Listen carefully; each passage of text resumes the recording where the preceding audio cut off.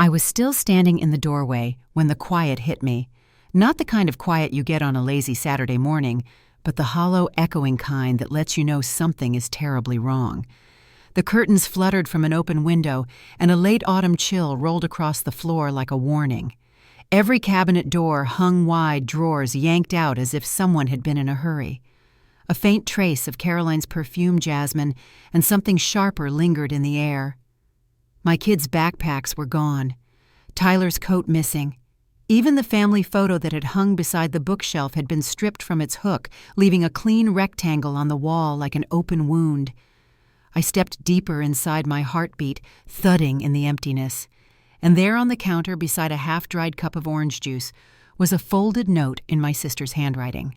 Before we go on, tell me where you're listening from and hit that like and subscribe button if you've ever felt overlooked by the people who should have cared for you. My name is Lily Hartman. I'm 34, a project coordinator for a small home renovation firm here in St. Paul, and until that afternoon, I thought I understood the shape of my life. It wasn't glamorous, but it was mine. A modest 2-story home on a quiet street, a yard that always needed raking 2 kids who never put their shoes where they belonged, and a husband who claimed our chaos was charm. I grew up believing that if I kept my head down and did things right, worked hard, loved hard, forgave often, life would eventually repay me in kind. But life has a strange way of teaching you who you are by first showing you what you're not. I grew up the younger sister in a house where the sunlight always seemed to find Caroline first. She had that effortless grace, that crisp diction, the perfect report cards, the kind of posture our mother used to brag about to neighbors. Me, I was the kid with scuffed sneakers and crooked ponytails, the one teachers described as sweet in that way that edged a little too close to overlooked. Caroline was the one who got the car on her 16th birthday. I got her old bike. She got praise for being driven. I got told I was easygoing, which in my family was just another word for invisible. As adults, we drifted in predictable ways. Caroline climbed fast language consulting corporate travel wine bars, a wardrobe filled with clothes that crinkled like money. I stayed close to home and built something quieter, and to me that was enough. Or it was until Caroline started helping Tyler with his company's expansion. I thought it was just family pitching in. I wanted to believe that. Looking back, the signs were there, the long conversations that ended when I entered the room, the business trips to Lyon that always included an extra day for planning, the way Tyler softened his voice around her as if she deserved gentleness he couldn't quite muster for me anymore. I told myself I was imagining it. That's what women like me often do. We question our instincts right up until they become impossible to ignore. The real fracture came quietly. It was a Thursday night. We'd had dinner together, Tyler, the kids, Caroline, and me. She brought a bouquet of white lilies, my favorite, and a bottle of wine far too expensive for a weeknight. She told me I looked tense. I laughed her off. She smiled in that careful way of hers, and Tyler changed the subject. The next morning, the house was empty. Not the normal kind of empty with backpacks waiting by the door and cereal bowls crusting in the sink. This was a vacuum, every trace of my life with them wiped clean. Their clothes, their passports, the kids' stuffed animals gone. I remember standing in my kitchen, staring at that note from Caroline, my breath trapped somewhere in my chest. "We're leaving for France. Don't bother calling. You'll never see them again." In that moment, the world narrowed to a single point of pain, sharp and bright. But what I didn't know not yet was that this betrayal was only the beginning. That beneath the life I thought I knew, an older, darker truth had been waiting quietly, shaping everything, and I was about to open the door to it. I was 8 years old the first time I realized I didn't belong in my own family. I remember the winter boots, shiny white ones with silver buckles that Caroline had circled in the Sears catalog weeks before Christmas. She unwrapped hers with a squeal so bright the whole living room seemed to warm with it. I waited for my turn, watching the scraps of paper fall like snow around her.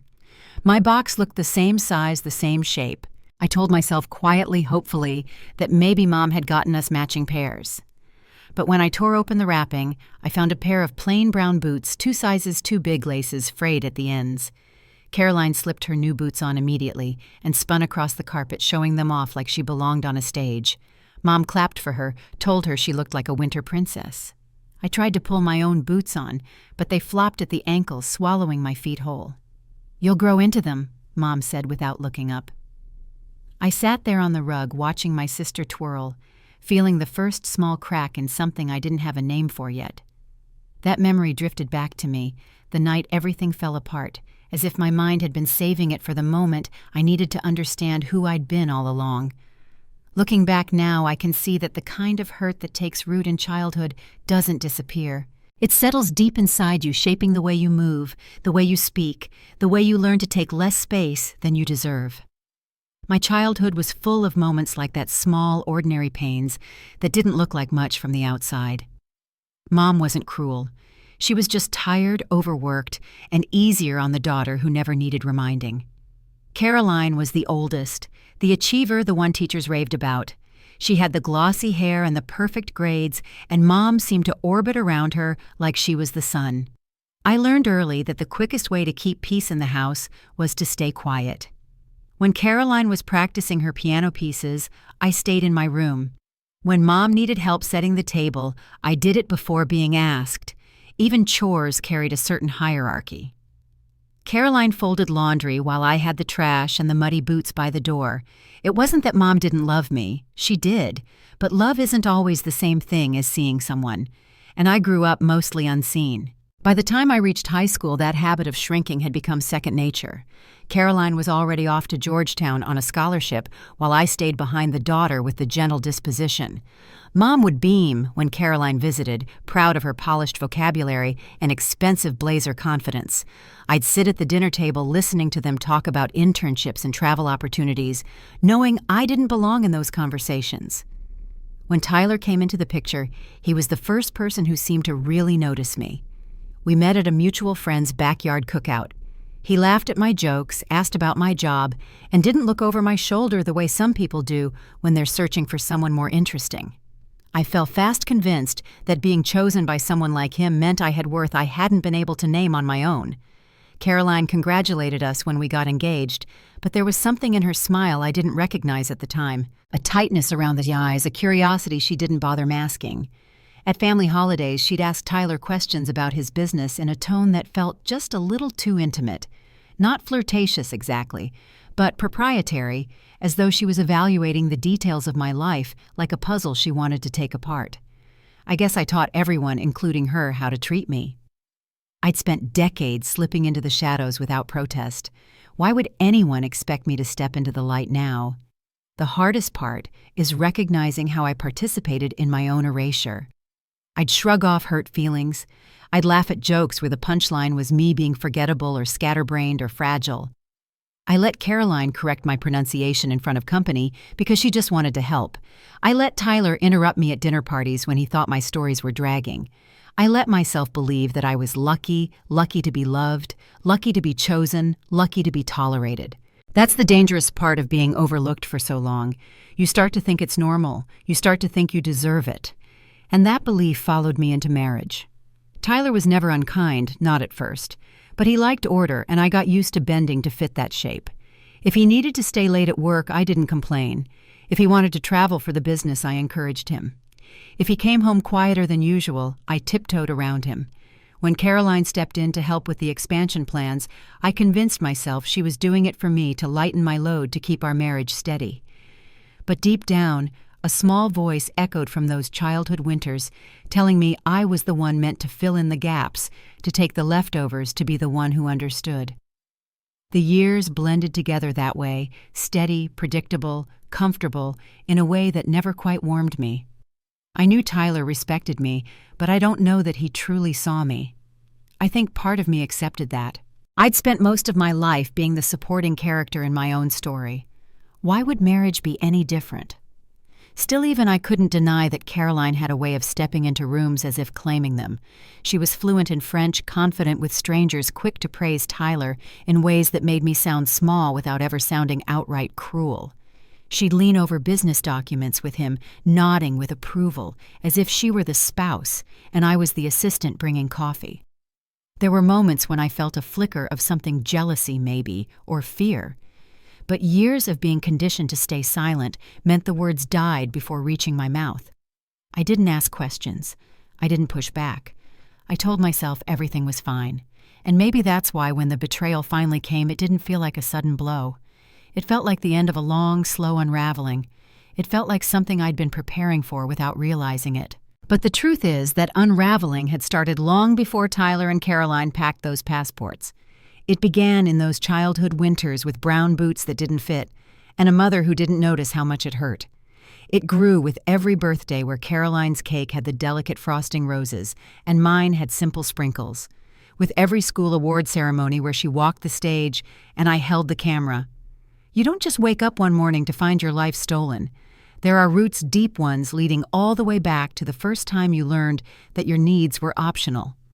After the day I found that note from Caroline, the weight of all those old wounds settled on me like a second skin.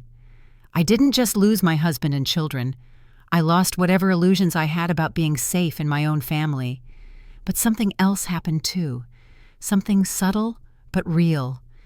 Beneath the grief and the disbelief, a small part of me began to stir something I hadn't felt since I was a child. Not anger exactly. Not yet. But a question. A question I had never dared to ask. What if the life I'd settled for wasn't the whole truth? What if the story I'd been told about myself that I was meant to stay quiet, to accept less, to be grateful for scraps, wasn't the story I was meant to live? I didn't know it then, but the answer to that question was waiting for me in a place I hadn't stepped foot in for months, the old colonial house my mother left behind. And inside it, buried beneath dust and time, was something that would change everything I thought I knew about who I was, and who my family had always been. The floorboard gave way beneath my knee with a soft crack, and a thin draft of cold air pushed up through the cavity below. I slid my hand into the gap, meaning only to check the damage, but my fingers brushed something flat and smooth beneath the joists. I pulled feeling tape, resisting my grip, until a thick, oversealed envelope scraped free of the wood. Dust whispered off its corners as I held it up to the attic light. My name wasn't on it. Nothing was. The tape peeled reluctantly, each rip echoing in the quiet house. Inside lay a single photograph folded in half and a brittle newspaper clipping that unfurled like something exhumed from deep underground. The headline caught the beam of sunlight slanting through the attic window. My breath stopped. My mother's face stared back at me, only younger, radiant, holding a child in her arms. And beneath them, printed in ink, faded to amber Minnesota businessman's wife and child vanish without a trace. For a moment, the attic felt too small to hold my heartbeat, as if the walls themselves were inhaling with me. It took several long seconds before my mind caught up to what my hands were holding, and even then, the reality of it felt unreal, like a nightmare rising too close to waking. I didn't sit down. I collapsed onto the nearest box as my past, pulled itself wide open. The photograph trembled in my fingers as I tried to steady my breath. The woman was unmistakably my mother, but she wasn't Mom as I had known her. Her hair was longer, her smile brighter, her face unlined by the exhaustion I'd grown up watching. And the little girl on her hip, blonde curls, wide eyes was me. But the caption beneath them didn't list our names. Not the names I had been raised with. Instead, Gwen Hayes and daughter Lily missing since October 12th. Hayes, not Hartman, not Fairchild. An entire lifetime shifted beneath me. I forced myself to lower the paper before I ripped it. Even then, the attic spun softly, as if the air itself had tilted. None of this made sense. And yet, in some hollow place inside me, it made all the sense in the world. I eased the clipping onto a stack of boxes and lifted the photograph again, studying every detail, the way my mother's hand curled protectively around the toddler's back, the expensive coat she wore, the background blurred but clearly a manicured lawn. Nothing about the picture matched the life she later built in St. Paul. Nothing matched the modest paychecks, the late bill notices, the quiet fear that lived behind her eyes in certain unguarded moments.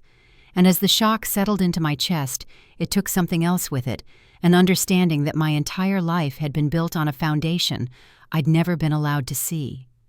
I dug deeper into the envelope, half afraid of what else might be hiding inside. A few more documents slid out fragments of something bigger, a photocopy from a business magazine featuring a real estate developer named Benjamin Hayes, a map with their old address circled in pen, a blurry print of a police report with the heading cut off. Each piece was a puzzle I hadn't known existed. I pressed the clipping between my palms, letting the cold attic air seep into my lungs. A missing wife, a missing child, my mother, me. The enormity of the truth pressed in from every side as I tried to absorb it. My mother hadn't simply struggled her way through life. She had been running. I stared around the attic, suddenly seeing it all differently. The careful labeling of boxes, the identical handwriting, the years of avoidance every time I'd asked about her childhood. Every secretive look, every locked door, every time she'd told me not to answer unexpected knocks. They hadn't been quirks. They had been warnings. I sank back against a box labeled winter coats and inhaled dust thick with the scent of old insulation.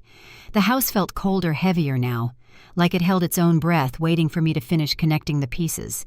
I picked up the newspaper clipping again, reading it more slowly this time. The article mentioned Benjamin Hayes's desperate search the private investigators he'd hired, the belief that his wife's disappearance involved someone close to him.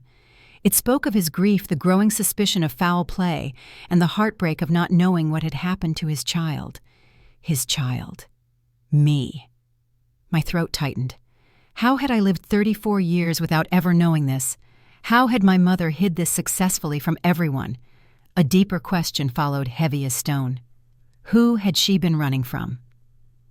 My mind flashed through every memory of my mother locking windows twice, checking the back door 3 times before bed, insisting we never walk anywhere after dark. None of it had made sense then. I chalked it up to anxiety, to being a widow, to the hardships she endured. But now, every one of those habits snapped into place like teeth in a trap. She had been protecting us, protecting me. I pulled the photo closer and studied her expression, soft, serene, but underneath something tense, something urgent. The same expression she wore the night we fled a neighborhood block party early because the mood felt wrong. The same look she gave strangers who lingered too long near me. It was the face of someone always scanning the edges of the world for danger. My childhood suddenly felt like a hallway full of locked doors I hadn't noticed until that moment. Downstairs, the old colonial house creaked as the warm afternoon sun shifted across its siding. The noise startled me, the wooden beams cracking softly under their own age. It almost felt like a whisper urging me to keep going. I wasn't ready, but I also couldn't stop. I dug through the remaining envelopes and folders, my pulse hammering. Every document had the same unmistakable pattern dates that started only after the disappearance. Birth certificates reissued, driver's licenses with new addresses, tax forms for 2 people, building clean new identities from scratch. I recognized her handwriting in the margins of some of the papers, tiny notes like, "Keep safe," and "For later." My name had been rewritten, my history had been rewritten, and my mother had taken those truths to her grave. A hollow ache spread beneath my ribs, a mixture of betrayal and fierce, aching grief. I felt abandoned, yet protected. Lied to, yet saved. I wasn't sure which pain hurt more. I sifted through a bundle of yellowing documents until a familiar name leapt from the page, Caroline. Not because she was connected to this part of the story, but because her name suddenly meant something different. All my life, Caroline had acted like she was above the family history. She'd mock our roots, our upbringing, the house we grew up in. She'd made jokes about Mom being secretive and overly cautious. I'd always assumed it was superiority. Now I wondered if it was ignorance, or worse, that she'd known something I never did. My hands shook as I closed the folder. The attic felt too quiet again, too expectant. Each revelation sharpened the edges of my pain, but it also sharpened something else, clarity. I wasn't the weak sister, the overlooked sister, the burden to be pitied.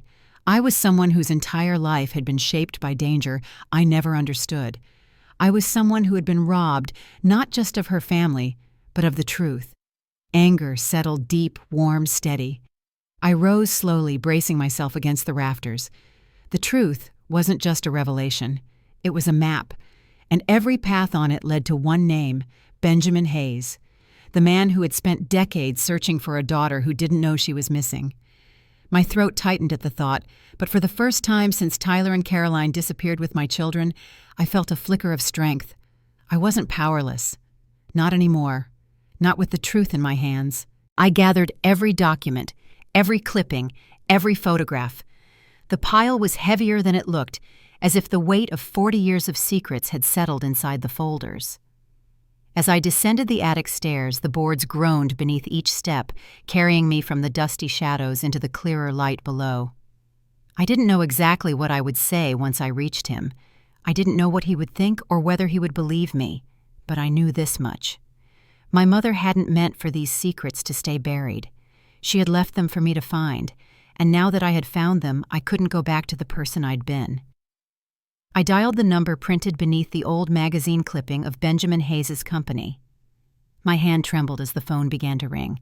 I wasn't calling as the quiet sister anymore. I wasn't calling as the woman who always took less space. I was calling as the daughter of a man who deserved the truth and as a mother who would do anything to bring her children home. The line clicked open. I inhaled once, steady and full, and I made the decision that would change everything. The room went silent the moment I placed the file on the polished conference table.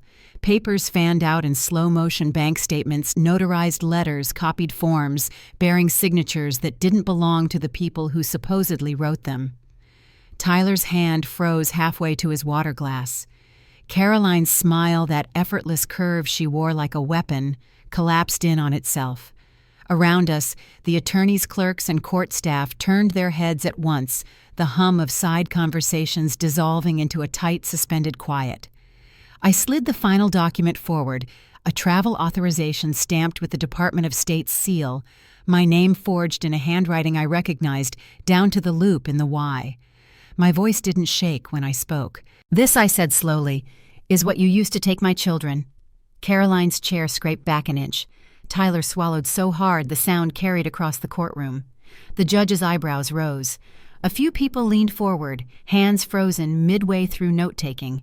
The moment felt like standing in the center of a storm, right as the wind snaps direction. I pushed the last sheet across the table, bold, undeniable evidence of what had been done in the shadows, and every pair of eyes in that room followed it like it was a blade. But to understand how we reached this moment, this reckoning, we have to step back a little. Just enough to see the path that led us here. In the days after contacting Benjamin Hayes, everything unfolded with a speed I wasn't ready for. He hadn't known where his daughter disappeared to 40 years ago. Now she was sitting across from him, uncovering truths neither of us had been prepared to face. The proof of who I truly was, the daughter he'd lost, the child my mother had protected, gave me something I'd never had before: standing resources and a team of people who believed me. It was Benjamin who insisted on hiring the best international custody attorney he knew, an attorney who didn't blink when I handed over the envelope from the attic. She looked at the forged forms, the irregular signatures, the unusual routing of funds, and she whispered something I'll never forget. "They didn't just take your children. They built the escape months in advance." That was the moment everything sharpened. The old me would have trembled. The woman sitting there didn't.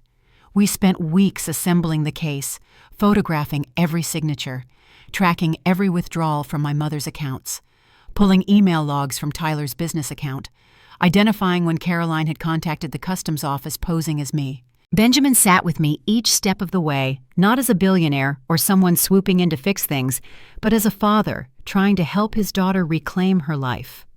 When the court date arrived, a formal hearing at a Minneapolis courthouse, it wasn't a family gathering or a dinner table showdown.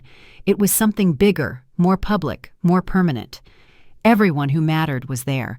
Everyone who had tried to bury the truth was cornered with nowhere left to hide.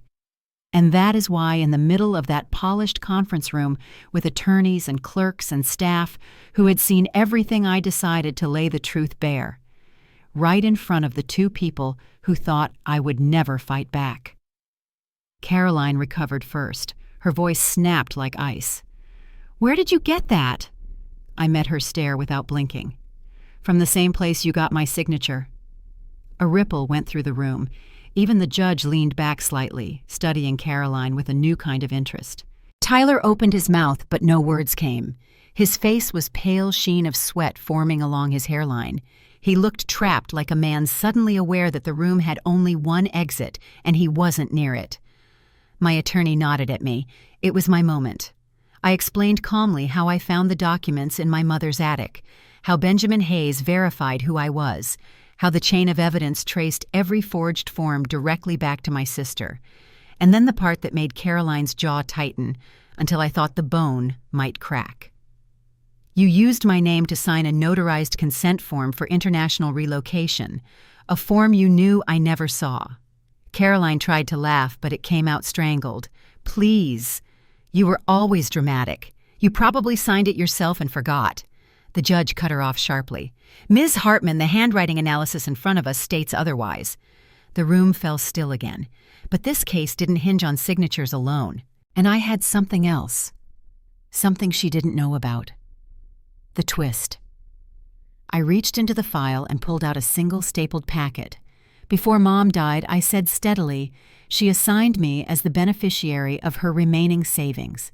It wasn't much, but it was what she wanted. And after her funeral, I assumed those accounts were empty because she used them for medical bills. Caroline's fingers curled against the table. I went on. But the bank records show otherwise. The accounts were drained 3 months before she died.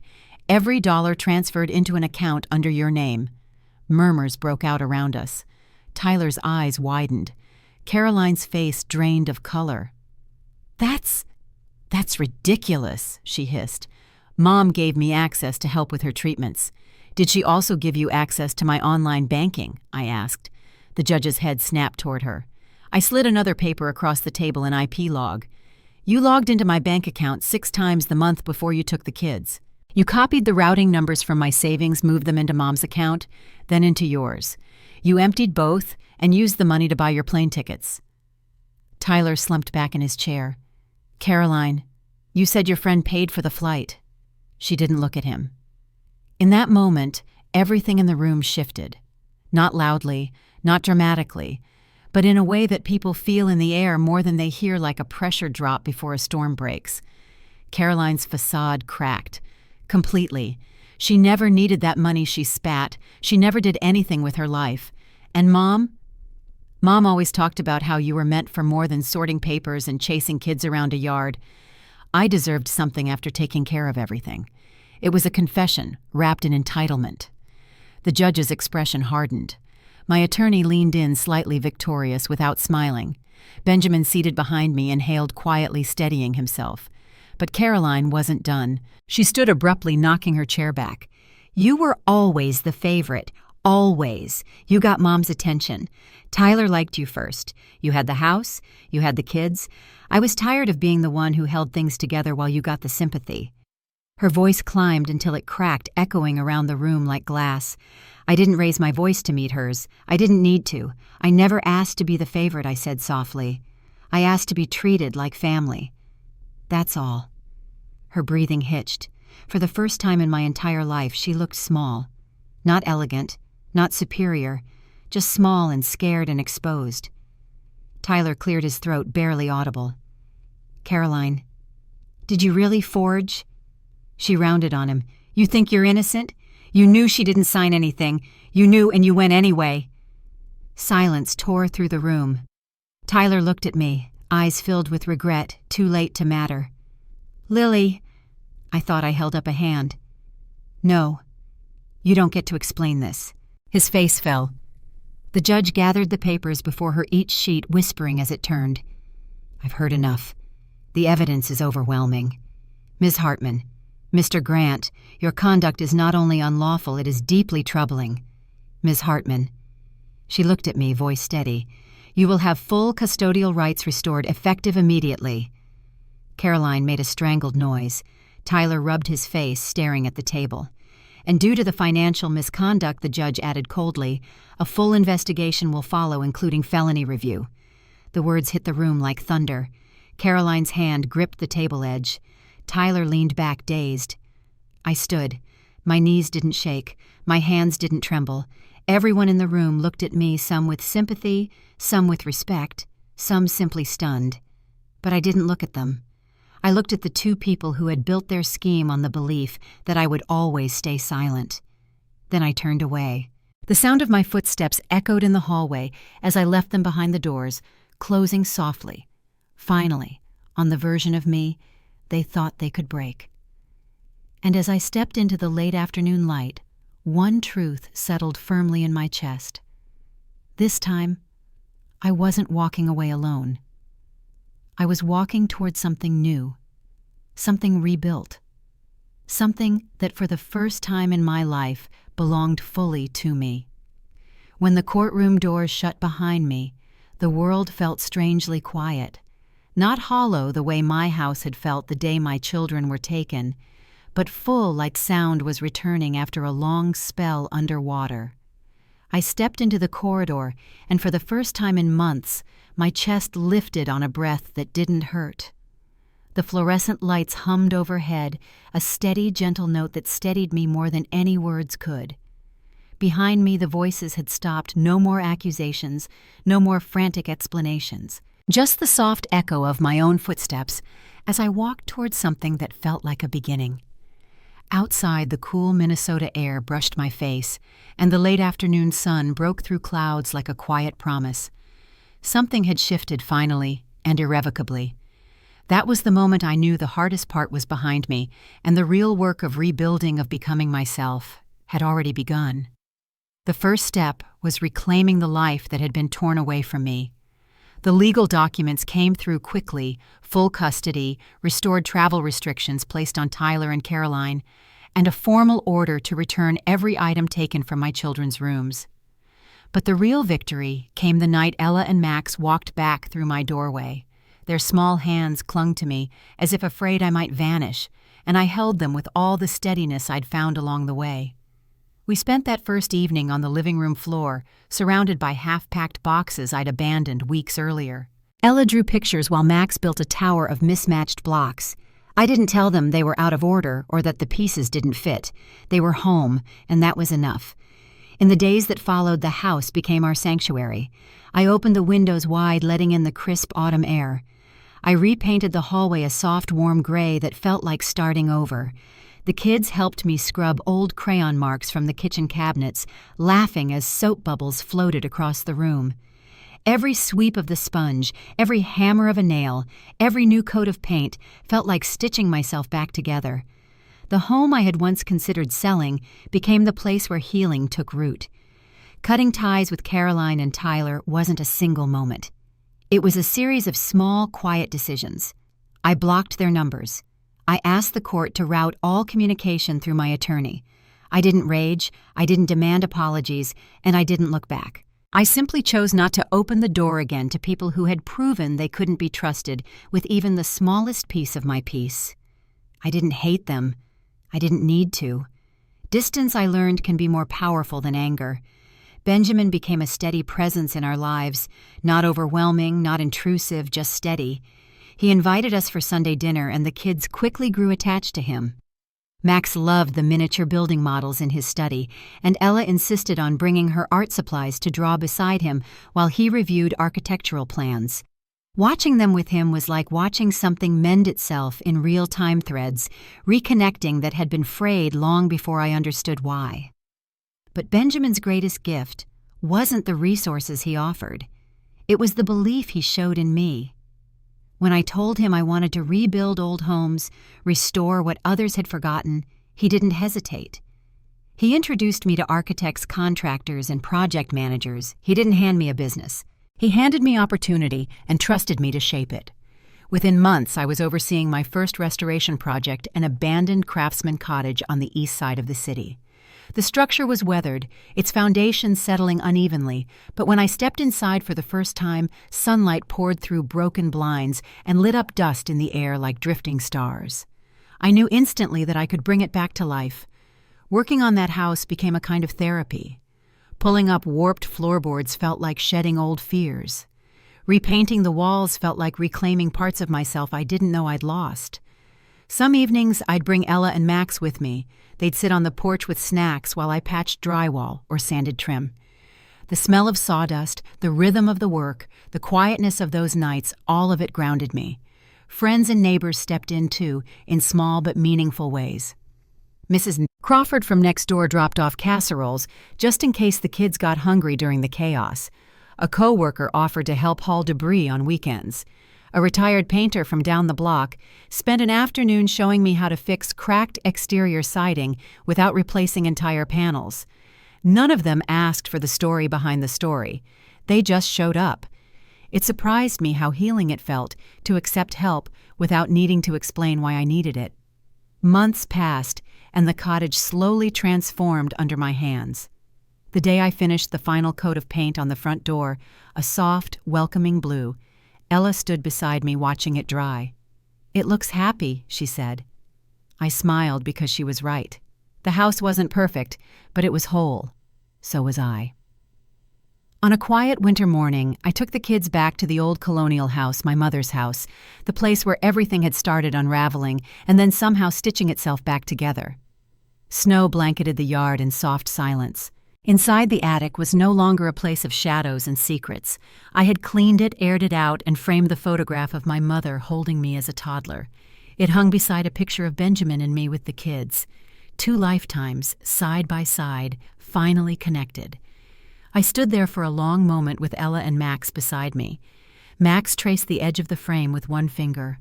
"Mom," he whispered, "are we staying here forever?" "No," I told him gently. "We're not staying in the past. We're visiting. And then we're going forward." That night, as I tucked them into bed, the house was warm and bright, humming with a kind of peace I hadn't felt in years. It wasn't the absence of pain that made it peaceful. It was the presence of truth. In the end, healing didn't look like triumph or grand declarations. It looked like opening windows. It looked like repainting walls. It looked like walking away from what harmed me and leaning into what held me gently. It looked like choosing every day to build something better slowly, patiently with my own 2 hands. If there's one thing this journey taught me, it's this: family isn't defined by who shares your blood or your name. It's defined by who stands beside you when your world cracks open and who helps you rebuild when the dust finally settles. And sometimes the life you're meant to live isn't the one you inherit. It's the one you decide to create piece by piece until it finally feels like home.